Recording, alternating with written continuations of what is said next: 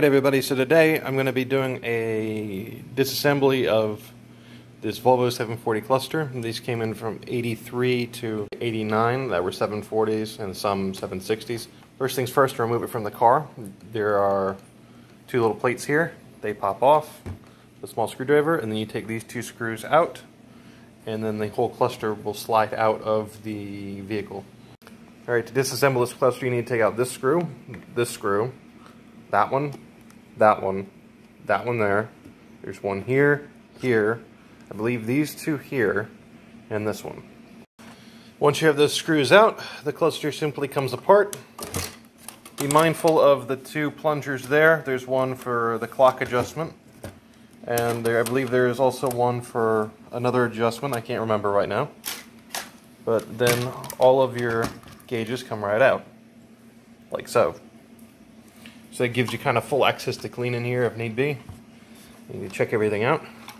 The glass doesn't separate, but a lot of these little individual gauge faces do pop out, as shown. Actually, it's only those two. So, there you go. Depending on the way you want to disassemble this cluster, you can actually take these two screws out here and these two screws out here if you want to remove the individual gauges.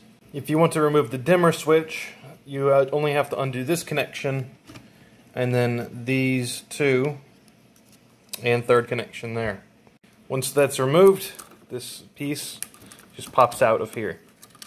You may have to fight with the wiring to get this loose, but it will come out. To remove the bulbs on the cluster, simply turn them counterclockwise and then pull them right out. Same thing for the larger bulbs. With enough of the other things out of the way, including the dimmer, you should be able to pull back the circuit board and remove the turbo gauge. And depending on how you disconnect the wiring, you should also be able to remove the voltage gauge. Just make sure to be careful with the circuit boards. Alright. In terms of removing the speedometer, there may be a plate here with these two screws. You have to remove those. The 1, 2, 3, 4, 5 screws will have to come out, possibly the sixth one to get the speedometer out. With those 6 screws removed, you should now be able to remove the speedometer, and it should just kind of drop right into the housing. Okay, got the speedometer out. With those 6 screws, it should come right out. You may have to pull on it a little bit to get it out. Here's the whole assembly. This is the trip reset right here. It just simply pushes in to reset. There we go. There is a secondary sort of reset there, but that's not probably used. There's kind of a hidden counter here, and then the regular counter behind it. So kind of just the full design right here. As you can see, it's a Yazaki, but it's related with this one. Alright, so screws 1, 2, 3, and 4, those hold in the gas gauge. You'll just have to loosen those and get those out to remove the gas gauge. And with that, the gas gauge is loose and it comes right out. And there's the gas gauge in detail. The temp gauge is held in by these 4 screws. Take these 4 screws out and the temp gauge will come right out. Okay. Now that I've done that, the temp gauge is just kind of resting in there. Here it is.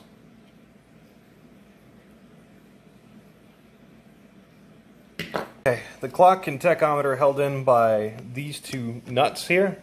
You just have to loosen those with your tool of choice, adjustable or socket or wrench, and they should come right out. Be careful when removing these because there are little lock washers that go with them. You don't want to lose those, otherwise you're going to have to go hunting for a set. I'm going to take those both off. Actually, there's a couple. There's a regular washer and lock washers that go with them.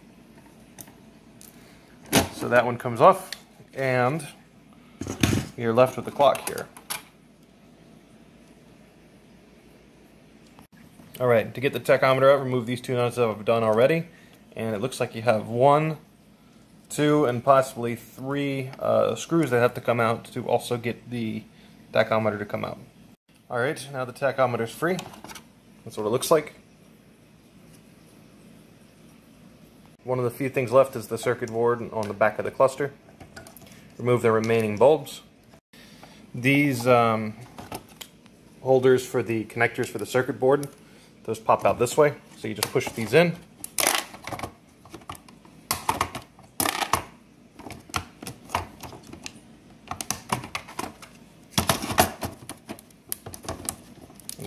They might come with it, they might not. Alright.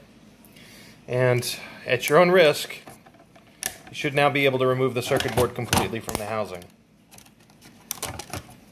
Alright, and there you have it. There's the full cluster board. There's the full backing and the full front half of the cluster.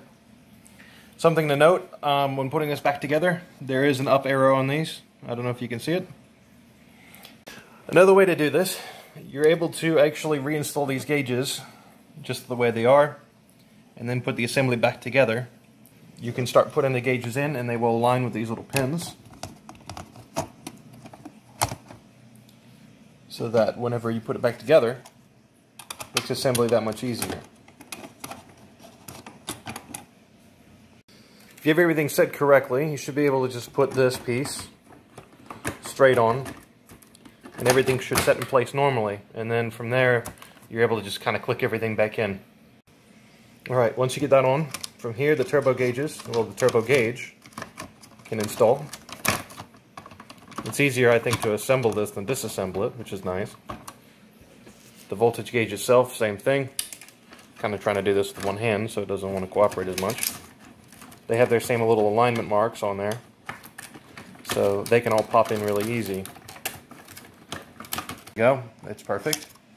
And then you should be able to just kind of start putting your screws back in and everything else. Another thing to note, these do have alignment marks to prevent them from being put in backwards. There's 2 marks there and 2 marks there. So only one of these can go in one way.